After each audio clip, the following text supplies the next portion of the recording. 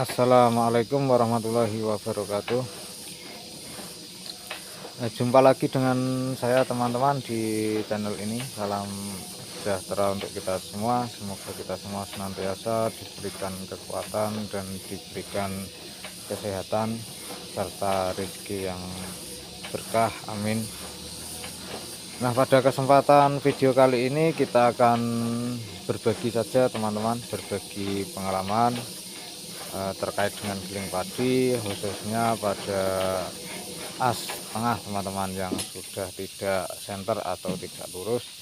Itu akibatnya apa yang terjadi? Oke teman-teman, di depan saya ini adalah giling padi N70 ya.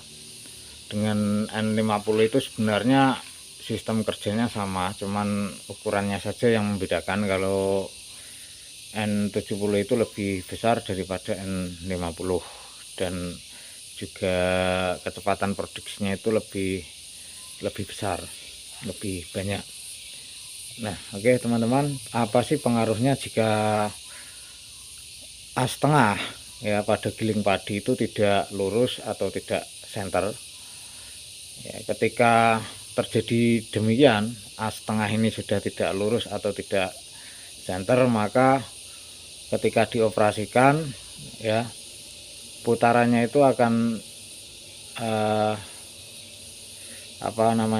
akan miring teman-teman. Jadi tidak di tengah-tengah tapi agak condong ke kanan atau ke kiri seperti itu. Jadi di tengah ini ada as tengah ya, kemudian ini miring dan ini tutup miring. Jadi ketika asnya itu tidak lurus maka akan terjadi ketidaksamaan ya di rongga-rongga di sebelahnya ini ya, seperti contoh seperti ini jarak antara peso dengan jepitan sarangan itu cuman sempit sekali ya, tapi kalau yang di sini itu agak lebar. Nah, ini karena asnya itu tidak berada di tengah atau tidak senter.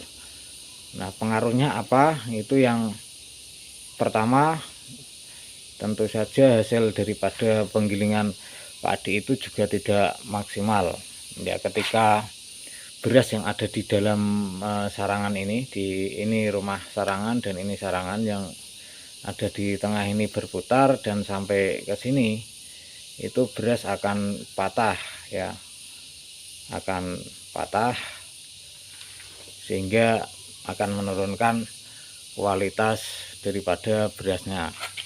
Kemudian jika beras itu lewat sini, berputar lewat sini, karena terjadi rongga yang besar, lebih besar, maka gabah itu tidak bisa terkupas dengan maksimal, sehingga akan ada satu atau dua gabah yang nantinya belum terkelupas kulitnya ya, sehingga nanti output berasnya itu akan bercampur dengan las atau dengan gabah, dan juga berasnya itu nanti akan kurang bersih teman-teman.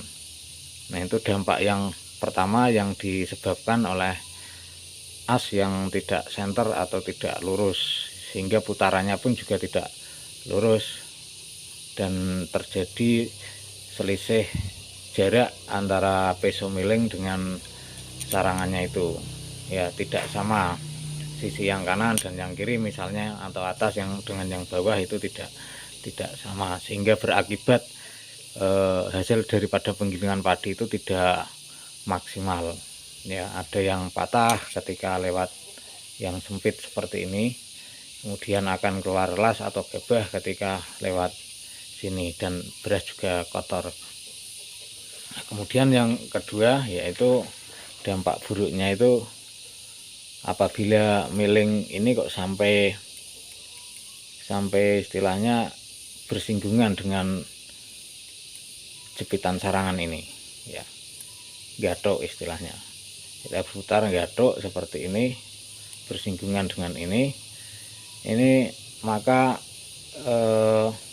onderdil yang ada di dalam ini akan mudah sekali aus ya, mudah sekali aus ya, karena ini bersinggungan secara terus menerus secara kontinu dan terus menerus, sehingga pisau pada miling ini akan cepat aus, dan plepet juga atau jepitan sarangan ini juga akan lebih cepat sekali ausnya.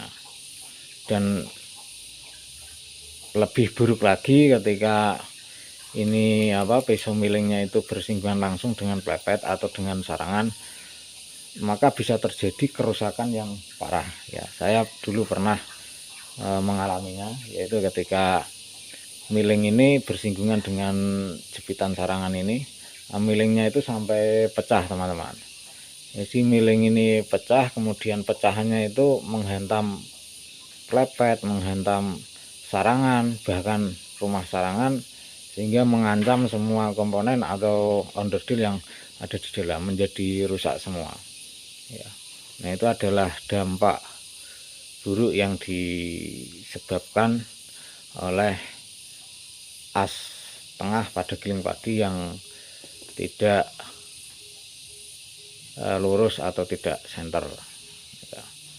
Jadi bagi teman-teman yang giling padinya itu putaran asnya itu tidak lurus dan tidak senter, bisa dibenahi terlebih dahulu sebelum terjadi kerugian dan juga kerusakan yang lebih parah dan lebih besar.